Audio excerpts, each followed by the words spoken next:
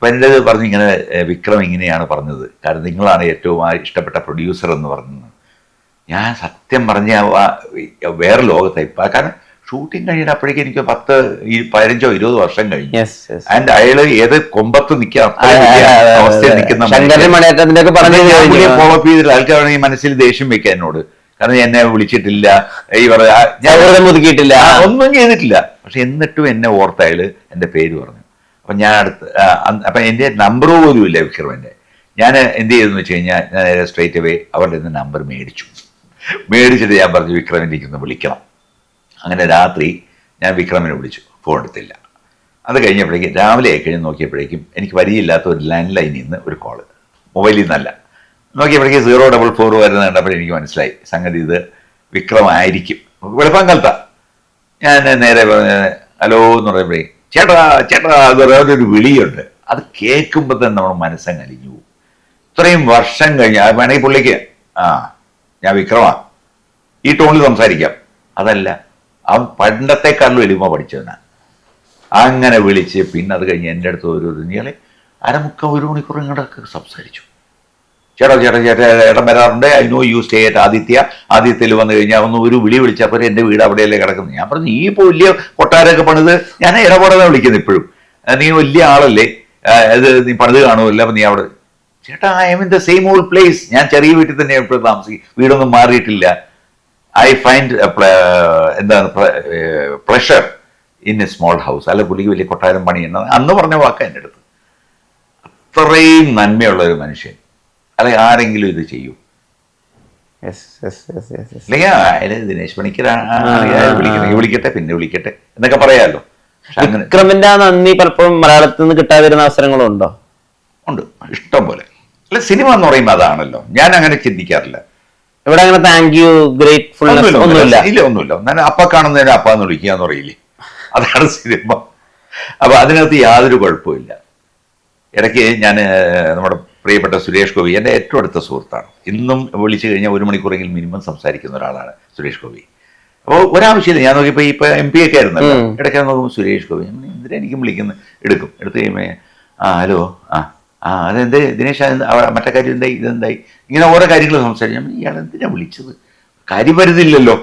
1 മണിക്കൂർ സംസാരിച്ചിട്ടും ഒരു കാര്യവും വരുന്നില്ല. ഞാൻ സുരേഷ് വേറെ എന്തെങ്കിലും ഉണ്ടോ? അപ്പോഴും ഞാൻ പ്രതീക്ഷിക്കുന്നത് എന്തെങ്കിലും കാര്യം കാണും, വെറുതെ വിളിച്ചതാന്ന്. അങ്ങനെ ഇപ്പോഴും ബന്ധം വയ്ക്കുന്ന ഒരു മനുഷ്യനാണ് സുരേഷ് ഗോപി. അപ്പൊ അങ്ങനെ കാര്യസാധ്യതയല്ലാതെ നമ്മളെ വിളിക്കുന്ന ഒരാളുണ്ടാവുക എന്ന് പറയുന്നത് ഭയങ്കര വലിയ കാര്യം.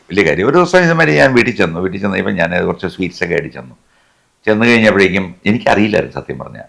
ഞാൻ ചെന്ന് കഴിഞ്ഞാൽ സ്വീറ്റ്സും കൊണ്ട് ചെന്ന് അവിടെ കൊണ്ട് വെച്ച് കഴിഞ്ഞപ്പോൾ എൻ്റെ ബർത്ത്ഡേ ആണെന്ന് ഇങ്ങനെ അറിഞ്ഞു. ഞാൻ പറയാം ഇല്ല സുരേഷ് എനിക്കറിയില്ലായിരുന്നു, ഞാൻ വെറുതെ സ്വീറ്റ്സ് കൊണ്ട്, സുരേഷിനെ മൈസൂർ പാക്ക് വലിയ ഇഷ്ടം, അപ്പൊ അതുകൊണ്ട് ഞാൻ അതുകൊണ്ടാണ് ചെല്ലുന്നത്. അപ്പോൾ ചെന്ന് കഴിഞ്ഞപ്പോഴാണ് പുള്ളി പറഞ്ഞത് ഇനി ഏതായാലും ഊണ് കഴിച്ചിട്ട് പോയാൽ മതി. എപ്പോഴേക്കാളും വിഭവ സമൃദ്ധമായിട്ട് ഊണ്. അന്ന് ഗരുഡന്റെ ആൾക്കാരൊക്കെ ഡയറക്ടറൊക്കെ വന്ന് കഥ പറഞ്ഞുകൊണ്ടിരിക്കുന്ന സമയമായിരുന്നു. അപ്പം ഞാനും അവരുടെ കൂട്ടത്തിൽ ഭക്ഷണം കഴിച്ചിട്ടാണ് പിന്നെ പോയത്. അങ്ങനെ സ്നേഹമുള്ള ആൾക്കാരും ഉണ്ട്, അതേസമയം നമ്മൾ വെറുപ്പിച്ച ആൾക്കാരും ഉണ്ട്. പക്ഷെ ഇതൊന്നും ഞാൻ ആരോടും വിരോധം വെക്കാറില്ല, നമുക്ക് അത് പ്രതീക്ഷിക്കേണ്ട. ഞാൻ പറയാൻ വന്ന പോയിന്റ് അതല്ല. അപ്പൊ അന്ന് സുരേഷ് ഗോപിയുടെ ഒരു മോശം സമയത്ത് സുരേഷ് വരെ എൻ്റെ അടുത്ത് ഡിസ്കസ് ചെയ്യും. അന്ന് എൻ്റെയും മോശം സമയമാണ്. ഞങ്ങൾ രണ്ടുപേരും ഒരേ നാളുകാരാണ്, ഒരേ വയസ്സിലുള്ളവരാണ്. അപ്പൊ ഞങ്ങള് ആ സമയത്ത് പലപ്പോഴും ചർച്ച ചെയ്യുമ്പോൾ സുരേഷ് പറയും മറ്റൊരാൾ അങ്ങനെ കാണിച്ചു, ഇയാൾ ഇങ്ങനെ കാണിച്ചു, എൻ്റെ അച്ഛൻ മരിച്ചിട്ട് മറ്റവൻ വന്നില്ല, ഇവൻ വന്നില്ല. ഈ പുള്ളി അങ്ങനെ കുറച്ച് സെന്റിമെന്റില്ല, ഭയങ്കര ഇമോഷണല. അപ്പൊ ഞാൻ സുരേഷിനോട് ഞാൻ പറഞ്ഞു, സുരേഷേ നിങ്ങൾ സിനിമ ഇൻഡസ്ട്രിയിൽ നിന്ന് കൂടുതൽ പ്രതീക്ഷിക്കുന്നതാണ് നിങ്ങൾ കാണിക്കുന്ന തെറ്റ്. സിനിമ ഇൻഡസ്ട്രിയിൽ നിങ്ങൾക്ക് വിലയുള്ള സമയത്ത് നിങ്ങളുടെ പുറകെ ആൾക്കാർ വരും, വന്നിട്ടില്ലേ? പക്ഷെ ഇപ്പൊ നിങ്ങൾ വില കുറഞ്ഞിരിക്കുകയാണ്, അതുകൊണ്ട് പ്രതീക്ഷിക്കരുത്. നിങ്ങൾ തിരിച്ചു പറയാനുള്ള സ്വാതന്ത്ര്യമൊക്കെ ഉണ്ടായിരുന്നു. പിന്നെ ഞങ്ങൾ വളരെ ക്ലോസ് ആണ്, അത് പറയാനുള്ള സ്വാതന്ത്ര്യം ഉണ്ടായിരുന്നു. ഞാൻ പറഞ്ഞിട്ടുണ്ട്. എന്താ പറഞ്ഞ പുള്ളി പക്ഷെ സമ്മതിച്ചില്ല ചില കാര്യം, എന്നാലും അവൻ അങ്ങനെ ചെയ്യാൻ പാടില്ല എന്നൊക്കെ പുള്ളി പറയും. ഞാൻ പറഞ്ഞ അതിനപ്പുറം അനുഭവങ്ങൾ എനിക്കുണ്ട്. കാരണം ഞാൻ തകർന്നടിച്ച് താഴെ കിടന്ന സമയത്ത് ഇപ്പൊ എന്നെ തിരിഞ്ഞു നോക്കാത്ത എത്ര പേരുണ്ട്. ഞാൻ തിരിഞ്ഞു നോക്കും എന്ന് വിചാരിച്ചവര്. ഞാൻ പക്ഷെ ഇപ്പൊ ചിന്തിക്കാറേ ഇല്ല. ഞാൻ ചോദിക്കാണ്, പേരുകൾ പറയാതെ ഇപ്പം നമ്മൾ പ്രതീക്ഷിക്കുന്നൊരു ഇപ്പൊ പണമായിട്ടൊന്നൊന്നുമല്ല, ഇപ്പൊ ഞാനിവിടെ ഉണ്ട് നമുക്ക് നോക്കാം എന്നൊക്കെ പറയുന്ന ഒരാളുണ്ടാവുക എന്ന് പറയുന്ന, ഞാൻ പറഞ്ഞ എമ്പത്തറ്റിക് ആയിട്ട് ഒരാളുണ്ടാവുക എന്ന് പറയുന്നത് വലിയ കാര്യമാണല്ലോ. അതെ അതെ. അതായത് അവരുടെ സമയം നമുക്ക് തരിക എന്ന് പറയുന്നത്. അങ്ങനെ കിട്ടാതെ പോയിട്ട് മനസ്സ് വിഷമിച്ച സന്ദർഭമുണ്ട്. എനിക്ക് ആരുടെ പേരുകളൊന്നും വേണ്ട, ഞാൻ വിവാദമാക്കാനല്ല പറഞ്ഞത്. പേര് പറയാറുമില്ല, മനുഷ്യൻ എന്നുള്ള രീതിയിലാണ് ചോദിക്കുന്നത്. അല്ല, നമുക്ക് നമ്മൾ മനുഷ്യരാണല്ലോ ബേസിക്കലി. അപ്പൊ നമ്മൾ ഒരാൾക്ക് ഒരു ഉപകാരം ചെയ്തു കൊടുത്തിട്ടുണ്ട്, ഒന്നല്ല പല ഘട്ടങ്ങളിൽ ചെയ്തു കൊടുത്തിട്ടുണ്ട്. അപ്പൊ നമ്മൾ തിരിച്ച് പ്രതീക്ഷിക്കുന്നുണ്ട് ഒരു സമയം വരുമ്പോഴേക്കും. നമ്മൾ ആ സമയത്ത് പ്രതീക്ഷിക്കുന്നില്ല, പക്ഷെ ഒരു സ്റ്റേജ് എത്തിക്കഴിയുമ്പോൾ നമ്മളിതൊരു എവിടെന്നെങ്കിലും കുറ്റു നോക്കുമല്ലോ, അവിടെ ഒരു വിളി വരും, അവിടെ അല്ലെങ്കിൽ ഒരു കാര്യം വരും, നോക്കുമ്പോൾ ഇല്ല, അവിടെ ഒരു അനക്കവും ഇല്ല. അതേസമയം നമ്മൾ ഒട്ടും പ്രതീക്ഷിക്കാത്ത ഒരു ഏരിയയിൽ നിന്ന് ഒട്ടും അറിയാത്ത ആൾക്കാരാണ് നമ്മളെ ഹെൽപ്പ് ചെയ്തിട്ടുള്ളത്. അപ്പോൾ ഞാൻ അവിടെ ചിന്തിക്കുന്നത്, ഞാൻ പോസിറ്റീവായിട്ട് കാണുന്ന ഒരു കാഴ്ച എന്താണെന്ന് വെച്ചാൽ, അതായത് നമ്മൾ നമ്മുടെ ചെയ്യേണ്ട ഡ്യൂട്ടി അന്ന് ചെയ്തിട്ടുണ്ടെങ്കിൽ, ഇവിടെയാണ് ചെയ്തതെങ്കിൽ അവിടെ നിന്ന് തിരിച്ചു വരണമെന്നില്ല, വരുന്ന ചിലപ്പോൾ ഇപ്പുറത്തുനിന്നായിരിക്കും, വേറെ ആൾക്കാരായിരിക്കും, കിട്ടിയ പോരെ. ഞാൻ അതിൽ വിശ്വസിക്കുന്ന ആളാണ്. എനിക്ക് ലൈഫിൽ കിട്ടിയിട്ടുണ്ട്, ആ അനുഭവമാണ് ഞാൻ ഈ പറയുന്നത്. ഈ പണത്തിന്റെ അളവ് വെച്ച് ഞാൻ പറയുന്നത്, കരിയറിലെ ഏറ്റവും പീക്ക് പോയിന്റ് എപ്പോഴായിരുന്നു, ഏറ്റവും റോക്ക് ബോട്ടം എപ്പോഴായിരുന്നു? എൻ്റെ പീക്ക് പോയിന്റ് എന്ന് അങ്ങനെ പറയാനൊന്നുമില്ല, കാരണം ഞാനൊരു കുറച്ച് സ്റ്റഡി ആയിട്ട് തന്നെ പോയിക്കൊണ്ടിരുന്ന ആളാണ്. എൻ്റെ ലൈഫിൽ ഒരു മെഡിക്കൽ റെപ്പായിരുന്നു ഞാൻ. പ്രൊഡ്യൂസർ ലൈഫിൽ പ്രൊഡ്യൂസർ ലൈഫിൽ തന്നെ പറയുകയാണെങ്കിൽ 10 വർഷത്തോളം ഞാൻ പ്രൊഡ്യൂസർ ലൈഫ്, എൻ്റെ 89 മുതൽ 99 വരെ എൻ്റെ ഒരു പീക്ക് ടൈം തന്നെയായിരുന്നു. കാരണം ആ സമയത്താണ് ഞാൻ അടുപ്പിച്ചടുപ്പിച്ച് സിനിമകൾ എടുക്കുന്നു. എനിക്കൊന്ന് അന്നത്തെ കാലത്ത് 2 സിനിമ, ഒന്ന് സുരേഷ് ഗോപിയെ വെച്ച രജപുത്രൻ എറണാകുളത്ത് നടക്കുന്നു, അതേ സമയത്ത് തന്നെ ട്രിവാൻഡ്രത്ത് സിബി മലയിൽ സംവിധാനം ചെയ്ത ജയറാം മഞ്ജു വാര്യർ അഭിനയിച്ച കളിവീട് എന്ന് പറഞ്ഞ സിനിമ ഷൂട്ടിംഗ് നടക്കുന്നത്. 2 ഞാൻ തന്നെയാണ് പ്രൊഡ്യൂസർ, എൻ്റെ രോഹിത് ഫിലിംസിൻ്റെ പേരിൽ. അപ്പോൾ 2 സിനിമ പ്രൊഡ്യൂസ് ചെയ്യാനുള്ള ഭാഗ്യം വരെ എനിക്ക് അന്നത്തെ കാലത്ത് കിട്ടിയിട്ടുണ്ട്.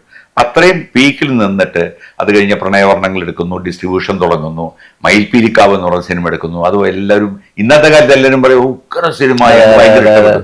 ഞാൻ പറയും, ഇത് നിങ്ങൾ തിയേറ്ററിൽ പോയി കണ്ട് പറഞ്ഞിരുന്നെങ്കിൽ ഈ കുറച്ച് കാശെങ്കിലും കിട്ടിയെന്ന് എന്ന് ഞാൻ തമാശയ്ക്ക് പറയാറുണ്ട്. ആ പടം എല്ലാവർക്കും ഇഷ്ടപ്പെട്ടെങ്കിലും ആ സമയത്ത് ഹിറ്റായില്ല. പക്ഷെ സ്ക്രീനിൽ കാണുമ്പോൾ എല്ലാവർക്കും ഇഷ്ടപ്പെടുന്നുണ്ട്. പിന്നീട് മമ്മൂട്ടിയുടെ സ്റ്റാലിൻ ശിവദാസ് എന്ന് പറഞ്ഞ പടം എടുത്തു. 99 കഴിഞ്ഞപ്പോഴേക്കും സത്യം പറഞ്ഞാൽ ഈ 2-3 പടങ്ങൾ എന്നെ ഒന്ന് പുൾ ഡൗൺ ചെയ്തു.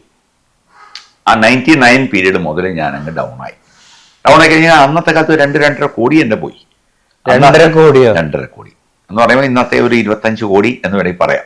25 കോടി മേലെ ഞാൻ റഫായിട്ടൊരു അപ്രോക്സിമേറ്റ് കണക്ക് പറയാം. അത്രയും പൈസ എൻ്റെ ഒറ്റയടിക്ക് പോയി കിട്ടിയെങ്കിൽ ഞാൻ ഉണ്ടാക്കി വെച്ച ഒരു ബാക്ക്ഗ്രൗണ്ട് എന്ന് പറയുന്നത്, എനിക്ക് അത്യാവശ്യം സ്ഥലം, എനിക്ക് ശാസ്ത്രമംഗലത്ത് 2 ഏക്കർ സ്ഥലം കിടപ്പുണ്ടായിരുന്നു. അതേപോലെ തന്നെ എറണാകുളത്ത് ഞാനൊരു 15 സെന്റ് സ്ഥലം വാങ്ങിച്ചിട്ടുണ്ടായിരുന്നു. എനിക്കൊരു കമേഴ്ഷ്യൽ ബിൽഡിങ് ഞാൻ വെള്ളയമ്പലത്ത് വാങ്ങിച്ചിട്ടുണ്ടായിരുന്നു. ഇതുപോലെ ഞാൻ ഫ്ലാറ്റ് പണിയാൻ വേണ്ടിയിട്ട് കവടിയാറിലെ പണ്ഡിറ്റ്സ് കോളനി എന്ന് പറഞ്ഞാൽ രാജകീയമായ സ്ഥലമാണ്. അവിടെ ഒരു ഫ്ലാറ്റ് പണിയാൻ, ബേസ്മെന്റ് കെട്ടി ഫ്ലാറ്റ് പണിയാൻ ഉയർത്താൻ വേണ്ടി നിന്ന വ്യക്തിയാണ്. അപ്പൊ അത്രയും ബേസ് എനിക്ക് കിടപ്പുണ്ട്, അസറ്റ്സ് ഉണ്ടായിരുന്നു. ഇതൊന്നും എന്നെ ബാധിക്കില്ല എന്നൊരു കോൺഫിഡൻസ് എനിക്കുണ്ടായിരുന്നു. അതിന് ഞാൻ പിടിച്ചു നിന്നു. പക്ഷേ ഈ സ്ഥലം വിൽക്കാൻ പോകുമ്പോ ഒറ്റയടിക്ക് വിൽക്കാൻ പോയാൽ നമുക്ക് വില കിട്ടില്ല. അപ്പൊ നമുക്ക് കുറച്ച് 2 വർഷമെങ്കിലും ഒക്കെ വെയിറ്റ് ചെയ്യേണ്ടി വരും. വന്നത് നമുക്ക് ആ സമയത്തൊരു ലക്ഷങ്ങളുടെ വിലയുള്ളൂ ഈ പ്രോപ്പർട്ടീസിനൊക്കെ. അപ്പോൾ എന്നിട്ട് 30 ലക്ഷം 50 ലക്ഷം പറയുന്ന ആ പ്രോപ്പർട്ടി ഞാൻ പറയും, നിങ്ങൾ എത്ര 10 ലക്ഷം രൂപ വരാം. അവർക്കറിയാം ദിനേശ് പണിയുടെ കയ്യിൽ കാശില്ല എന്നത്. ഞാൻ പറഞ്ഞു വേണ്ട, എനിക്കൊരു ബന്ധമില്ല. അപ്പോൾ ഒരു സൈഡിൽ നിന്ന് നമ്മൾ കടക്കാർ നമ്മൾ വിളിച്ചുകൊണ്ടിരിക്കുകയാണ്, തെറിയേറ്റുകൊണ്ടിരിക്കുകയാണ്, ഞാൻ പൈസ എപ്പോൾ തരും. പക്ഷെ എന്നാൽ പോലും ഇവിടെ പിടിച്ചു നിന്നില്ലെങ്കിൽ ഇത് ഭീകരമായ നഷ്ടം എനിക്ക് വരും. അങ്ങനെ ഒരു 2 വർഷത്തോളം ഞാൻ പിടിച്ചു നിന്നു. ആ 2 വർഷമേ ഉള്ളൂ എനിക്ക് ജീവിതത്തിൽ ഒരു താഴോട്ട് പോയൊരു സമയം. എനിക്ക് 2003 2004 കഴിഞ്ഞപ്പോഴേക്കുണ്ടല്ലോ എൻ്റെ സമയം തിരിച്ചു വന്നു. എനിക്ക് ജീവിതത്തിൽ ലൈഫിൽ പണ്ടത്തെക്കാളും സന്തോഷവും പ്രസാദവും സന്തോഷവും ദൈവം തന്നു. കാരണം ഞാൻ ഈവൻറ്റ് മാനേജ്മെൻറ്റ് കമ്പനി തുടങ്ങി, ലോകം മുഴുവൻ കറങ്ങാൻ തുടങ്ങി. അത് കഴിഞ്ഞപ്പോൾ ഈ അഭിനയം തുടങ്ങി, ലോകം എന്നെ കൂടുതൽ അംഗീകരിക്കാനും കാണാനും ഒരു അവസരം തന്നു. അപ്പം എന്നോട് പറഞ്ഞതെന്നറിയാം, നീ ചെയ്തിരുന്ന വഴി കറക്റ്റ് അല്ല, ഒന്ന് ബ്രേക്ക് ചെയ്യേ എന്ന് പറഞ്ഞിട്ട് ഞാൻ ആ സിനിമയിൽ നിന്ന് തൽക്കാലം ബ്രേക്ക് എടുത്ത് ഈ ലെവലിലോട്ട് മാറിക്കഴിഞ്ഞപ്പോഴേക്കും കാശ് വന്നു തുടങ്ങി, സന്തോഷം വന്നു തുടങ്ങി, കടം മുഴുവൻ വീട്ടി, എല്ലാവരും വീട്ടിൽ കൊണ്ടുപോയി ഞാൻ കാശ് കൊടുത്തു. ഒരു പൈസ കടമില്ലാതെ ഞാൻ സന്തോഷമായിട്ട് 4-5 വർഷം എടുത്തു എനിക്ക് ടോട്ടൽ ലെവലിലേക്ക് തിരിച്ചു വരാനായിട്ട്. എന്നിട്ടാണ് ഞാൻ എൻ്റെ സ്വന്തം വീട് ഹാപ്പി ആയിട്ട് ഒരു വില്ല പണിതതും. നമ്മുടെ ഒരു പൈസ കടം വെച്ചുകൊണ്ട് എൻ്റെ പ്രിൻസിപ്പിളായിരുന്നത്, ഞാൻ വീട് പണിയാൻ ഞാൻ ആലോചിക്കില്ല. അതിന് കാറ് പോലും ഇല്ല. ഞാൻ നിങ്ങൾ എൻ്റെ കഥ കേട്ടിട്ടുണ്ടോ? 2 വർഷം എൻ്റെ കാറില്ലാതെ ഞാൻ ഓട്ടോറിക്ഷയിൽ നടന്നിട്ടുണ്ട്. എൻ്റെ വീട്ടിലെപ്പോഴും 2 കാറുണ്ടായിരുന്ന വ്യക്തിയാണ് ഞാൻ. എൻ്റെ ആ ഒരു പ്രൈം കാലത്ത് മറ്റേ ഇതുണ്ടല്ലോ മാരുതി എസ്റ്റീം എന്നൊരു വണ്ടി ഇറക്കിയപ്പോഴേക്കും ട്രിവാൻഡ്രത്തെ ഷോറൂമിൽ നിന്ന് രണ്ടാമത്തെ ഷോറൂം മറ്റേ മാരുതി എസ്റ്റീം ഇറക്കിയ വ്യക്തിയാണ് ഞാൻ. 50,000 രൂപ മാർജിൻ മണി കൊടുത്താണ് അന്ന് എടുക്കുന്നത്. അഹങ്കാരമല്ല, അന്ന് എനിക്ക് ആവശ്യമായിരുന്നു. കേപ്പബിൾ ആയിരുന്നു. കേപ്പബിൾ അല്ല, ആവശ്യമാണ്. ഷോ കാണിക്കാനല്ല, ഞാൻ അന്നും ഇന്നും ഷോ കാണിക്കുന്ന വ്യക്തിയല്ല. അന്ന് എനിക്ക് ആവശ്യമുണ്ടായിരുന്നു. അതുകൊണ്ടാണ് ഞാൻ അങ്ങനെ ഒരു വണ്ടി ഞാൻ എടുത്തത്. അതിന്റെ കൂട്ടത്തിൽ തന്നെ ഒരു ഫോക്സ് വാഗൻ, മറ്റേ പഴയ ബീറ്റിൽ എന്നൊക്കെ പറയില്ലേ, ആ വണ്ടി എന്റെ അടുത്തുണ്ട്. ഒരു ചുവന്ന ഇവിടെ ഇറക്കിയിട്ടില്ല. ഇത് ഇമ്പോർട്ടന്റ് വണ്ടിയായിരുന്നു. അത് എന്റെ അടുത്തുണ്ടായിരുന്നു. ഇത് കൂടാതെ എന്റെ അച്ഛൻ വാങ്ങിച്ചിട്ടിരുന്ന ഒരു അംബാസഡർ, പഴയ അംബാസഡർ കാർ തന്നെ, അത് വീട്ടിലുണ്ടായിരുന്നു. അത് 1968 മോഡലായിരുന്നു. അത് ഗംഭീരമായിട്ട് മെയിൻറ്റെയിൻ ചെയ്ത വണ്ടി.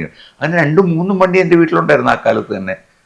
അപ്പൊ ആ ഒരു അവസ്ഥയിൽ നിന്ന് നമ്മുടെ ഒരു വണ്ടി ഇല്ലാതെ ആരെങ്കിലും ചിലപ്പോഴൊക്കെ എൻ്റെ മാനേജർ, എൻ്റെ ഓഫീസുണ്ടല്ലോ ഈ സിനിമയുടെ, അപ്പൊ ആ എൻ്റെ മാനേജർ പോയി പരമേശ്വരനുണ്ട്. പരമേശ്വരൻ, ചേട്ടാ ഞാൻ വന്ന് വിളിക്കണോ അതോ ഹോട്ടലിൽ വരുമോ? ഞാൻ പറയുന്നത് പരമേശ്വരൻ ബാ പോര്. പരമേശ്വരൻ പോയി ഞാൻ ബാക്കിൽ പരമേശ്വരനെ കെട്ടിപ്പിടിച്ച് ഞാൻ ഈ പറഞ്ഞില്ലേ എൻ്റെ ഓഫീസിലോട്ട് പോകും. അവിടെ ചെന്നിരുന്ന വേറെ ഓഫീസിലാണ് വലിയ മുതലാളിയായിട്ട് ഇരിക്കുന്നത്. പക്ഷെ പോകുന്നത് ഞാൻ ബാക്കിൽ കെട്ടിപ്പിടിച്ചിരുന്ന് ഞാൻ പരമേശ്വരനോട് പോയിട്ടുണ്ട്. എനിക്കൊരു നാണക്കേടും തോന്നിയിട്ടില്ല.